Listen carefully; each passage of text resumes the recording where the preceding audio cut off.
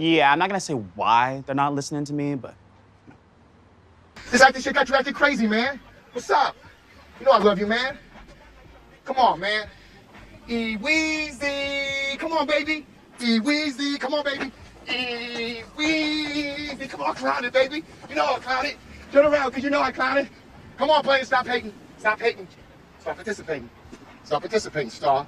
Come on, twinkle, twinkle, baby. Twinkle, twinkle. Wheezy. A few months ago, I saw a TikTok of a woman comforting other Black people who've been made to feel like they weren't Black enough by the Black community. Whether it's because of our interests, speech, style, etc., a lot of Black people feel like they aren't performing Blackness the right way. I've been working through this thought process myself and have come to the conclusion that the only thing that qualifies my Blackness is me being Black. Seems pretty simple, right? I actually got a comment on the community post teasing this video from a white man who said he had dreadlocks for 13 years. And if you know me personally in real life, there is nothing more offensive to me than a white person with dreadlocks. I don't know what it is. Saying the N-word is crazy, but dreadlocks as a white person shows a lot of commitment to the bid that I just can't get with, me personally. But the comment was really reflective in saying that despite doing all these stereotypically Black things and being referred to as Black by Black people and white people alike, they've come to the realization that they do not have the Black experience because they are not Black. And it really should be that simple, but it rarely is. This creator took it a step further, arguing that we should not be worried about qualifying our Blackness at all, because most of the time, white people are praised and accepted into the community, invited to the cookout, if you will, for doing the absolute bare minimum. And when she said that, a few things clicked for me. She was spitting the entire video, and to this day, it is one of my biggest regrets that I did not save it, because now I cannot find it for the life of me. Let me know down in the comments if you know this creator or if you've seen this video. Felt like a fever dream. I might have just imagined the whole thing. But she is completely right. I've seen this phenomenon play out my entire life, and I'm so glad she gave me the language to describe it. And now I just want to share my observations with the class. See if I'm just bugging. I'm not. An example I always return to is Nate. Nate went viral for dancing and whining to Nasty by Tinashe. He genuinely seems engaged in the culture and can be seen in dance classes surrounded by Black people. But notice how he's the one who goes viral. He's the one who gets the brand deals for doing a dance style created and preserved by Black people to a song created by a Black artist. But because of Nate's complexion and look, and it being surprising that he can dance well at all, he is recognized and rewarded. Whereas the Black people who do it right alongside him, arguably much better, are treated as nothing but ordinary. That's what we expect. And that's just the beginning of today's discussion, so strap in. In today's video, we're talking about the scam that is Black excellence, double standards, white mediocrity, and marketability, and more. So stay tuned. We're covering a lot of ground today. We're honestly retreading a lot of ground too, so this will be fun if you've been here for a while.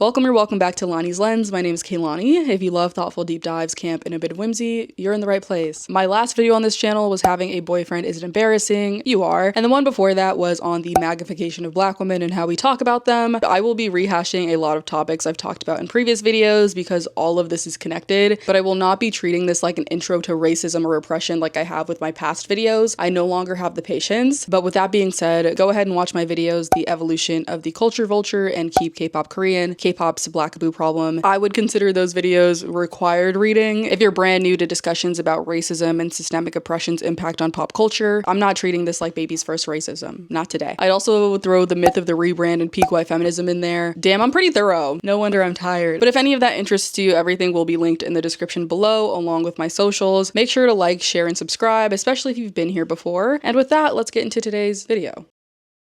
But first, today's video is sponsored by CyberGhost VPN. The internet is a huge part of all of our lives now, and let's be real, the internet is full of shady sites and trackers, so online safety is more important than ever. That is why you need a solid VPN. A VPN is essential for protecting your digital privacy. Plenty of eyes are watching you every time you go online, and incognito mode only gives you a false sense of privacy. Your internet service provider, your school, or your own home's Wi-Fi router, and even the websites you visit still know who you are and track your every move. But just turn on CyberGhost VPN before you browse. It encrypts and reroutes 100% of your traffic through their secure servers, so no one will even know about your online activity. CyberGhost themselves don't keep logs, so they don't even know what you're doing online. It's all really simple, and they have servers in over 100 countries ready to cater to your every need. Also, by changing your location with CyberGhost, you can unlock libraries of over 40 streaming platforms like Netflix, Amazon Prime, and more. The app is available for all operating systems and can protect up to 7 devices at the same time. That's That's a lot of devices, so you can always share your subscription with friends and family. I personally use it for my phone and laptop, and then share all the other devices with my family. So if you want to protect your privacy and stay anonymous online, now's the perfect time to get CyberGhost VPN. By using the link in the description, you get an 80% discount and also 4 months for free. And since they have a 45-day money-back guarantee and access to 24/7 customer support, everything is literally risk-free for you. So use the link in the description, get CyberGhost VPN, and start protecting your digital life today. Thank you to CyberGhost VPN for sponsoring, and now let's get back into the video.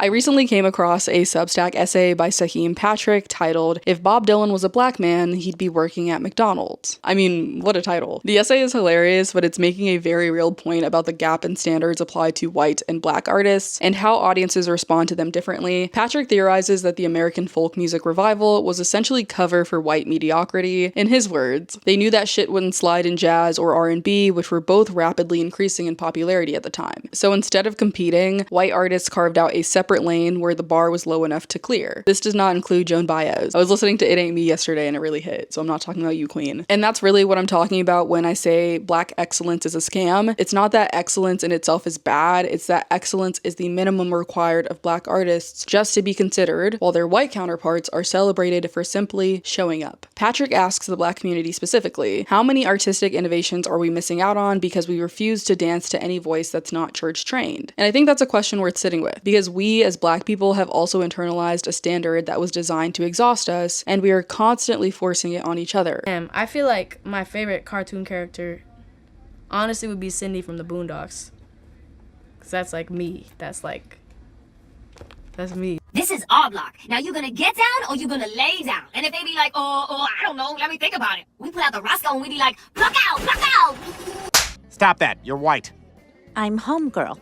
Billie Eilish whispered into a microphone, put on some baggy clothes looking like a poor substitute for Chingy in 2003, and was declared an innovative cultural phenomenon. I'm not saying the girl's not talented. She is for a white woman, but if a black woman showed up with her level of talent, energy, and alleged innovation, no one would know her name, and she damn sure wouldn't be a 10-time Grammy Award-winning artist. The lane that exists for a Billie Eilish or a Taylor Swift simply does not exist for black people. And we have to wake that up, and we have to be honest about it. Let's look at Doechii, who is doing things sonically and artistically that most people don't even have the range to describe, but somehow she's labeled an industry plant to undermine whatever she accomplishes. So even if she is undeniably talented, it wasn't organic, just shifting the goalpost. Cynthia Erivo and Halle Bailey both received intense backlash and hate for earning their spots in historically white roles. It's insane to think that if the roles were just filled by white women with a fraction of their talent, there would have been very little pushback or controversy. But even with these women's otherworldly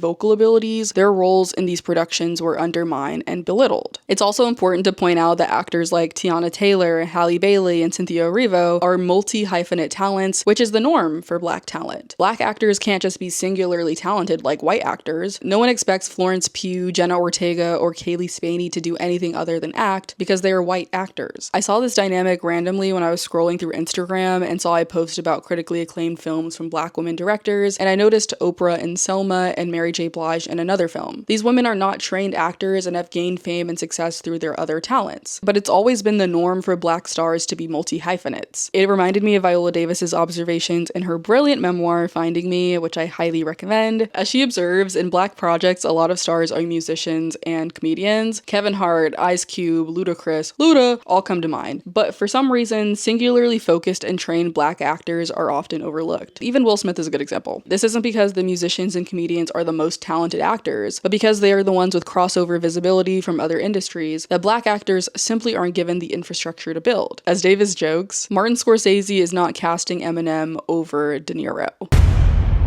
You ate that. Now, interestingly, for black men, some do slip through the cracks, and I think that's worth acknowledging rather than scrutinizing. Patrick makes the case for this better than I could. That's why Brent Faiyaz is so important. And Frank Ocean. We need more black men in R&B who can't sing. Expecting every R&B dude to sound like Jodeci would be like expecting every white pop artist to sound like Celine Dion. And I agree. There's something genuinely liberating about the freedom to just be okay at something, especially for marginalized people who have spent their entire lives being told they have to prove their worth to take up space. If this was a merit-based system, we would have proved our case a long time ago, but it never has been, and that's the point. See me in the hallway, you know I hear my Dougie.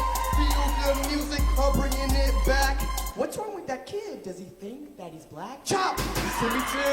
Timothy Chalamet showed up on Drewski's show, made a rap song with SD Kid in full urban wear, and leaned into the rumors that he was the mysterious rapper, all while actively campaigning for an Oscar for Best Actor. And it's working. His antics are received as boyish, charming, and endearing. But I can't help but wonder if Michael B. Jordan or any of Chalamet's black peers participated in even remotely similar antics, whether they'd be received the same way. My instinct says no, they'd be seen as unprofessional, too black, and alienating. But we won't ever know, because black creatives already know that it's not worth testing. I literally made the same observation about Anak Yai and Alex Kansani in my Culture Vulture video, Alandria and Huda from Love Island. We can see it with the transition from Obama to Trump as well. Black people have to be the epitome of grace and respectability, while white people get to make complete asses out of themselves. So the double standard is insane, and it's also so obvious. As one of my favorite creators, Olay from Olurinati, pointed out, Sinners had the highest grossing opening weekend for an original film since 2019, which was $61 million. It had a nearly perfect Rotten Tomatoes score from both audiences and critics alike. By any measure, it was an undeniable success. And yet, publications like the New York Times and Variety still found a way to undermine it. Sinners is a big success, with a big asterisk, as if making back over half of your budget on opening weekend alone for an original black horror film was somehow not worth celebrating. Or celebrating with caution and caveats. It's like they were short-circuiting trying to figure out how to delegitimize the success of Sinners. And I guess they found it, shit. When black excellence becomes too big to ignore, the system doesn't celebrate it, it just moves the goalpost. They reframe it. They don't apply that same scrutiny when the film is white, safe, palatable, and exactly what they expected. The rules only get complicated when black people win in ways they can't anticipate or control. So we've established that black excellence is a scam and the standard is different for non-black artists. But why? Why does this keep happening so consistently across so many industries and in so many different ways? It's clearly not a coincidence, there's a machine behind it, and it's worth understanding how it works. I mentioned blank space before in my video on the myth of the rebrand, and I think Marx's observations apply here as well. He argues that macro culture, the mainstream, the stuff that gets the biggest budgets and the widest reach, has always subsisted off the creations of marginalized groups who build subcultures on the margins. They create something real out of necessity, out of community, out of resistance, and then the mainstream finds it, repackages it, and sells it back to everyone else, usually without the people who made it seeing much of a return, if any. This is why black people are responsible for so much of what we consider American culture, honestly global culture at this point. And I want to be clear, this is not me arguing that black people are inherently more creative or talented. That kind of racial essentialism would be just as silly as the white supremacist version that's been pushed for centuries with literally no evidence. Race is just a social construct, but what is real is that marginalization creates specific conditions, tight-knit community, the need to build something of your own when the mainstream won't accept you, and those conditions are what builds culture. It's not magic or an inherent advantage, it's just what people do when they have to. It's not that white people lack the capability of being excellent or innovative, they just have never had to be. So why would they start now? And I'm speaking generally about whiteness, it's not all white people. Hey, I love Paramore, okay? And this is where capitalism comes in. The innovation happens on the margins, and then capitalism decides who gets to profit from it. But that is entirely dependent on what the industry believes consumers will buy. And consumers have been conditioned, consciously or not, to find blackness less palatable, less safe, and less universally appealing. So the same aesthetic, the same sound, the same style gets a very different reception depending on whose face is attached to it. This is also why non-black artists who adopt black aesthetics are almost always operating on a delay. They are not in community with black people who are creating in real time. So by the time something filters through to them, it's already moved on within the culture that created it. The mainstream does not innovate, it adopts, and it adopts late, once something has already been filtered and deemed safe enough to sell to the masses. Hence the term culture vulture. Billie Eilish is my clearest example. Again, why does she dress like Chingy in 2003? The aesthetics she became famous for weren't new. Baggy clothes, a bandana, nonchalant energy, and a dash of queer baiting. Retro black aesthetics that black artists weren't being supported for anymore. On a white woman, it was a revelation, a cultural reset. On the black people who were doing it first, it wasn't marketable to the mainstream. I haven't seen anybody else talk about it, but does it tickle anybody else that James Cameron is going to be directing the concert film for Billie Eilish's tour? Because that tickles me. That's just so funny because the man that is obsessed with putting white people and white men in dreadlocks and tribal aesthetics, for him to be teaming up with Billie Eilish just makes the most sense in the world, and I love it. Like, the jokes write themselves. I don't...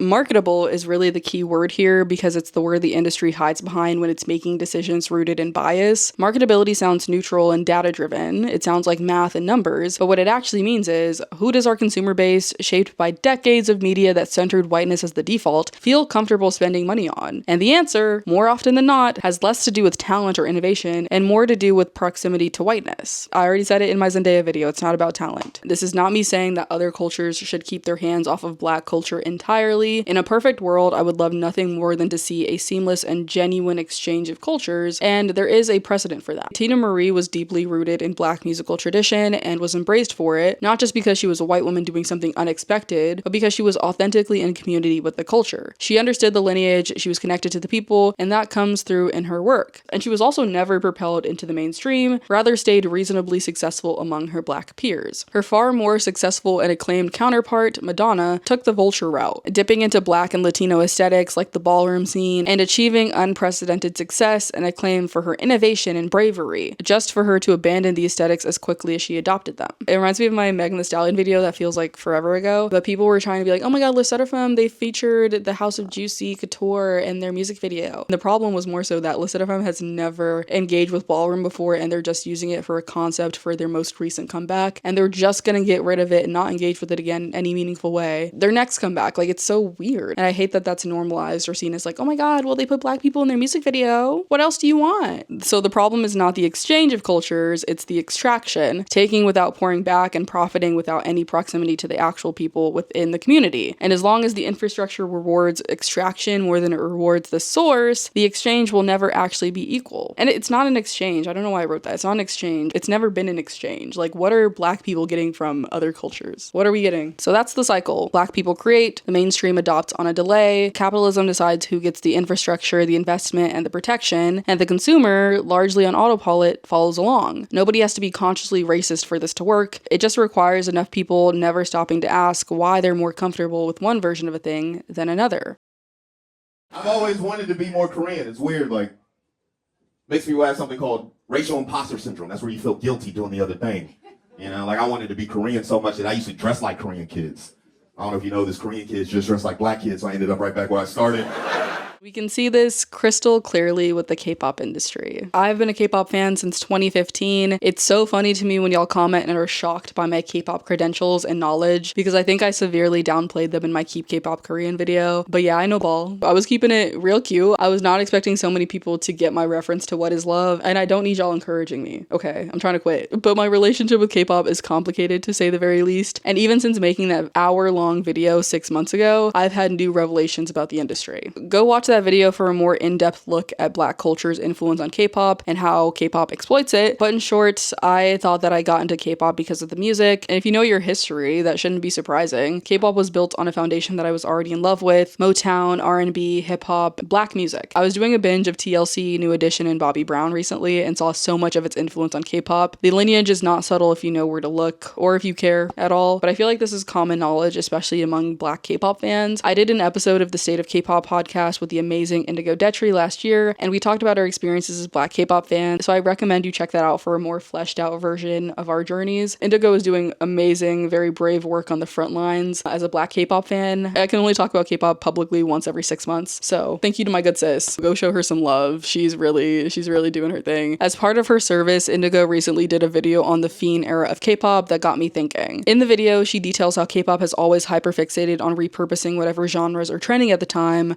from electroclash in 2nd gen to Afrobeats in 4th gen. I know, but now we are seeing groups put out almost exact replicas of songs with very little differentiation, specifically Fiend by Travis Scott. And this all started with Cortis's debut. On my community post, somebody said, I hope Cortis gets a mention, and I was like, how did you know? Bitch, what do you know? Like, how did you know I was gonna talk about Cortis? Is it that obvious? I think it's just a sign that I'm creating a very thoughtful and engaged audience, and I love that. When Cortis debuted, I was wary. This was right off of the back of All Day Project's debut and what felt like pretty blatant cultural appropriation and disrespect, so I was watching very closely. I liked Go. I thought it was a pretty good song, but I noticed from the song to the choreo, it was distinctly Black, for lack of a better descriptor, and I was so annoyed because I knew that they were going to be seen as fresh and innovative to K-pop fans who have never engaged with Black art and music before. But they had made an effort to collaborate with Black creatives, and there were glimpses of something that felt different and relatively, keyword, respectful in their debut. Again, Tarzan from All Day Project set the bar pretty low, but I was cautiously hopeful. And then Fashion came out, and I was like, Oh, my friend Tia even texted me and said she finally understood my caution about their debut. And Fashion's like a pretty good song, you know, for reheated nachos, and the music video is gorgeous. Kasan. But that's usually how it goes for rap and K-pop anyways. Overall, it just revealed to me how often innovation for non-black people is just imitation. And the issue I've always had with K-pop is that fans like the music genre and styles, but only when they're on a fair-skinned idol. They would never engage with this content or music if the person in it was darker than a paper bag. I even had to catch myself while writing this video because I was going to praise Cordis for collaborating with black artists and engaging with black culture and innovating, but I realized that that is the bare minimum. The innovations are extremely small, and I noticed that At Least was doing a lot of heavy lifting in my assessment that I didn't even notice at first. I too have been conditioned to lower the bar for fairer-skinned, non-black artists. And that's exactly the mechanism I've been talking about through the entire video. The bar gets lowered so gradually and so consistently that even someone like me, who has spent a lot of time thinking critically about this, can find myself grading on a curve without even realizing it. I was like, damn, they got me. If a black artist brought that same debut to the table, it wouldn't be a glimpse of innovation. It would just be Tuesday. But because Cordis was engaging with the culture more authentically than their peers, I was ready to call it a revelation. That's the double standard in action. It's almost inescapable, even for me. Even now, that's how deep it goes. It reminded me of a comment I got on my Keep K-pop Korean video that really stuck with me. The commenter basically accused me and all black K-pop fans of having internalized anti-blackness that led us to support K-pop artists instead of black artists. And I'm humble enough to admit that I'm still working through my internalized anti-blackness. We all are, but that just felt like too simple a diagnosis to me. I've grown up loving black artists and black music, always acknowledging it as the origin of so much of culture today. One thing about me, I just love a boy band and a girl group, whether it's New Edition, TLC, SNSD, VIX, CNCO, or NLT. I'm sad. Did y'all know Kevin McHale was in a boy band? Obsessed. But there's something specific about K-pop that kept me there. But to understand that, we first have to talk about what actually happens to black artists in the industry. Black artists are not invested in. We've already established that. The bar set for them is impossibly high. They are immediately deemed less marketable by industries shaped by the same consumer bias we've been unpacking this entire video. And the result is that even the most talented black artists and groups don't always get the runway they need to sustain a career. Whatever happened to mindless behavior? That's not a unique story. I watched black artists and groups I loved disappear, not because the talent wasn't there, but because the infrastructure wasn't there to support them, or willing to. They were here one day and then they weren't. But they are kind of back. Have y'all seen that dance practice with Ray Ray and Prodigy? When's the tour? When's the reunion tour? Because I'll be there. I want the record to show I was always a Ray Ray girl. I just love long hair. So for the first time while writing the script, I realized that it wasn't just the black musical influence that drew me to K-pop. It was the machine behind it. Walk with me, but my first car was an adorable Mini Cooper that I absolutely adored, but the engine light came on every other day. Now I have a much less identifiable and bland SUV, but I love it because it's reliable. And that was K-pop for me. It was reliable. The thing about K-pop that doesn't get talked about enough in these conversations is that it is an incredibly well-resourced industry. And what that meant for me as a young fan was that I was guaranteed something that black music couldn't consistently give me at the time. Sustained investment. Consistency. Nearly every K-pop group I had an interest in was guaranteed years of top-tier production, content, albums, world tours. The machine just kept running without question. I was never a Nugu stan though, so that wasn't my struggle. Me and the big three were like this. But I see you Nugu stans. I loved Pristin and Wiki Mickey. Rest in peace. But anyway, I really need to chill out with the asides. When you're a young fan with no framework for understanding why your favorite black artists keep vanishing while these K-pop groups just keep going, you just follow the content. So I don't think the answer is simply internalized or even externalized anti-blackness, though it is there. I think it's more so just taking what you can get. And that's not to excuse the weird K-pop fans, black K-pop fans that are clearly, you know, anti-black. I'm not saying that. It's a cycle. Black art isn't invested in. Black audiences, especially younger ones, redirect their energy and their money towards machines that do have that investment. Those machines profit, and our limited choices are read as our genuine consumer preferences, so black art gets even less investment. It's really fucked up. Which is why it's easy for me at 23 to look back and have all this nuance and understanding, but I'm not going to sit here and judge my preteen self who had no clue or language for any of this. She was just following what was available to her. Shit, I didn't even have the language 6 months ago at 22. The critique and burden to find the solution was never on her. I'm really wondering if I'm gonna have the courage to post a picture of me at 13. We'll see. It's on the system that made K-pop the reliable option and mindless behavior a distant memory. But it's also on me now and those of you who made it this far into the video, because now you do have the language and the ability to reflect on the system and hopefully change your role in it. And that starts with being honest about how the system has already shaped the choices we think we're making freely. I already know what some of you are thinking. Okay, but you just spent 20 minutes telling me everything is broken. And now what? I'm supposed to fix capitalism? Well, no, we're definitely not counting on you, especially not with that attitude. I'm not saying that. I'm also not saying you can never enjoy music or art that comes from outside of the culture it's borrowing from. I'm still going to listen to my old K-pop playlist with the occasional blackaboo present. I gotta put me first. I gotta put me first, Lucius. I gotta put me first. I gotta put me first. I gotta put me first, Lucius. I'm still occasionally going to stream artists who have built careers on aesthetics they didn't originate and discarded. Bangers era Miley Cyrus, anyone? I can't stop. We won't stop. Guilty pleasures exist for a reason. I'm human and I'm a consumer and I live inside the system just like everyone else. But seriously, I'm obviously joking about consuming art from culture vultures. I know you're already in the comments like, oh my god, she's a hypocrite. Chill. Relax. Okay, when I do, it's rare. I'm not listening to it every day, propelling these people's careers further and somehow convincing myself that it's okay. And there are so many artists who aren't vultures that I can choose from, so why wouldn't I? You know? There's a difference between consuming unconsciously and consuming mindfully and with intention. I also think it makes the art better when you know why you like it and don't have to turn a blind eye and convince yourself that liking it isn't that bad. I also want to be honest about something I had to sit with while writing this video. I kept thinking that the takeaway was that we need a black Billie Eilish or a black Taylor Swift. And don't you dare get in my comment section and say that Beyonce is the black Taylor Swift. I will block your ass so fast for playing in my comment section like that. Do not piss me off.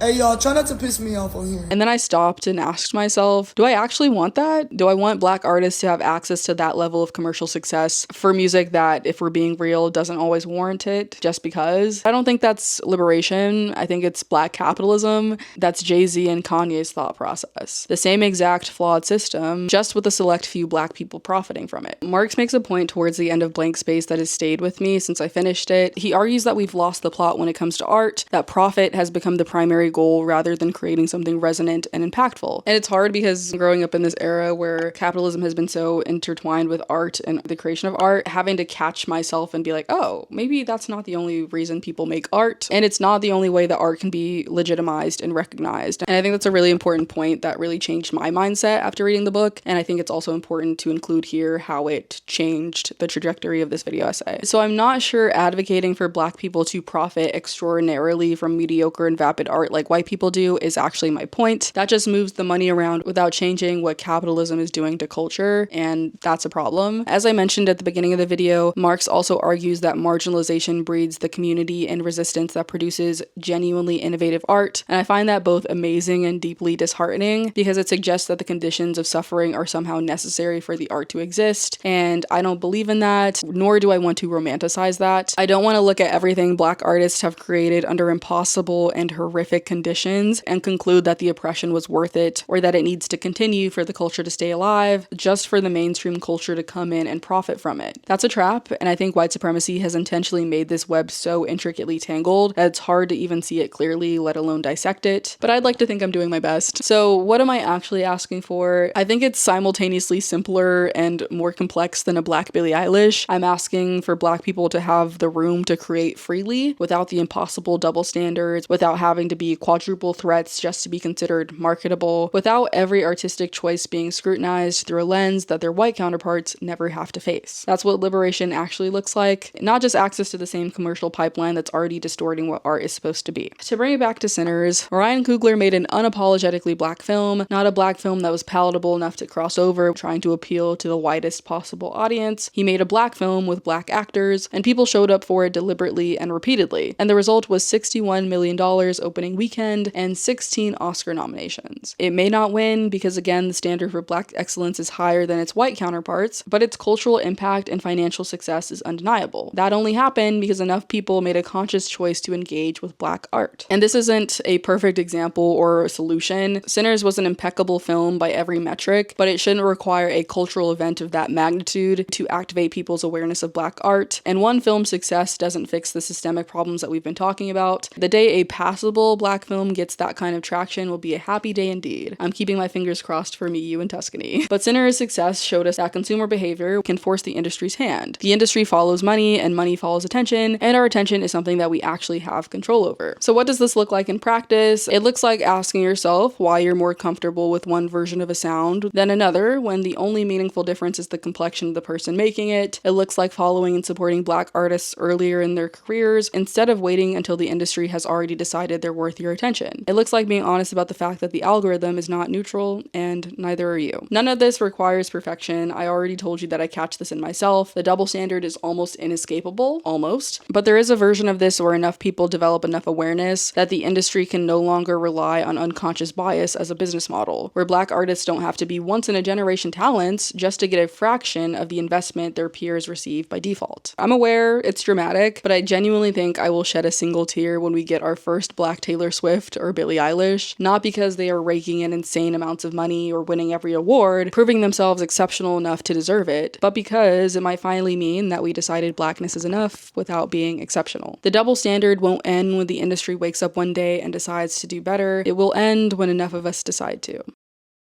That is going to do it for today's video. If you made it this far and this video resonated with you, let me know in the comments. I'd love to hear your thoughts. I try to keep this video short and lax because looking back on all the work I've done on this channel to communicate these patterns, I feel like I've earned it. And it's also a way for me to push back against the idea that all of my content has to be excellent and comprehensive, especially when I see how vapid and meaningless like 90% of the content is on YouTube. I just bring it up because somebody commented on my last video saying that this is such a surface level take, and I'm like, is this your first day on the platform that is YouTube? You think what I put out is surface level? That's crazy word. But anyways, if you want another video like this, check out my Culture Vulture video and my Keep K-Pop Korean video, or any of my videos. They're all really good. But either way, if you enjoyed this video, make sure to like, share, and subscribe. Thank you to my lovely patrons, and I will see you all in the next one. Goodbye. Don't forget to click the link in the description to grab the special CyberGhost VPN discount available for all of my viewers. It keeps your data safe while you browse and unlocks all blocked content online, all for just $2.03 a month. Again, it's completely risk-free,